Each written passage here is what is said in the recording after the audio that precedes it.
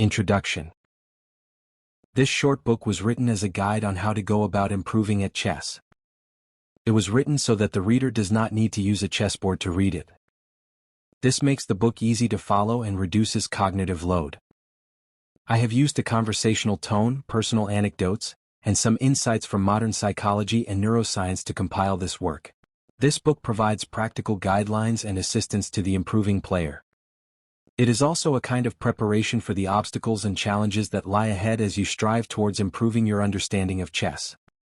I have personally employed these methods to go from a 1300 to over a 2400 rating in Blitz on chess.com. My rapid rating is about 2300, but I stopped playing rapid long ago. I was pleasantly surprised to have peaked at 2500 Blitz a few months before this book was written and published. This was proof that my methods work. It is my hope that the reader will find great and valuable insights and that the methods found herein will also bring great amounts of progress and a fresh new perspective on chess and the chess journey. Chapter 2. Skill Building. Acquiring new skills requires focused attention. Paying attention focuses your energy. It tells the brain that this is important. When developing a skill, it is important that we slow down and focus on the mechanics of what we are doing. This means focusing on individual steps. Let's take an example from my own experience and that of others. Typing on a QWERTY keyboard. Point 1. Initial discomfort is normal. I remember when I was first introduced to a QWERTY keyboard. It looked so strange and foreign to me. The arrangement of the letters felt uncomfortable and appeared awkwardly placed. Why not simply have a keyboard laid out from A to Z normally? This seems confusing, I thought. The earlier stages of using the keyboard were also awkward and slow. I had to focus on where each individual letter was situated. There were times when I was stuck looking for a single letter. The insight from this is that the early stages can be awkward, slow, confusing, frustrating, and energetically draining. This does not mean we should give up. It's a sign that our brains are learning and adapting. This experience is not peculiar to learning a keyboard but may be common among those who are learning a musical instrument. It may also be common among those who are learning how to read, particularly at an advanced age.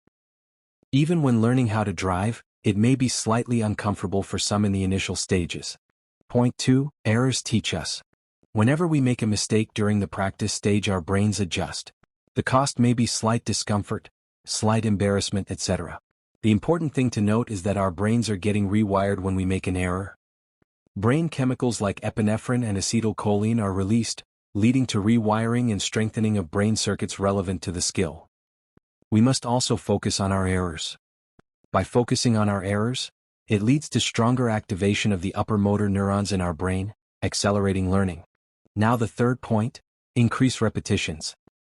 During the training phase, we want to increase the number of reps that we perform. We also want to practice consistently.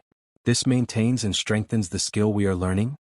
Taking long breaks or stopping and starting with large time gaps can hinder skill acquisition. Remember that the goal is to focus on mistakes and what went wrong. This requires slowing down a little bit. Do not rush. Do not be impatient. Document and take mental notes of every error that you make. Many compulsive Blitz players simply start a new game over and over again and want to focus on the new one. Better is to study the opening.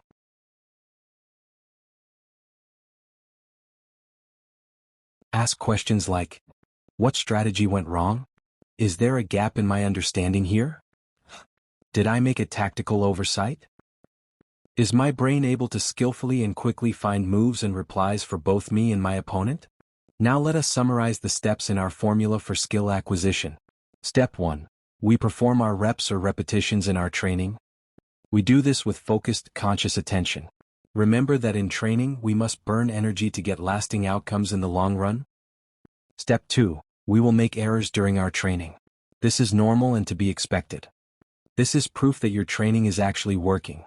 Do not fear or be discouraged when you make errors. Step 3. You must focus on the errors that you make and find out why you made them. What went wrong and how can you fix it? Step 4. You must now repeat your training trying to avoid past errors. Do not worry if you repeat them. In time, if you are consistent and you persevere, they may reduce in frequency. Example skill to train. An example skill that you can train immediately is the ability to quickly find checks, captures, and threats for both yourself and your opponent. This can be done by slowly and deliberately solving tactical puzzles and not rushing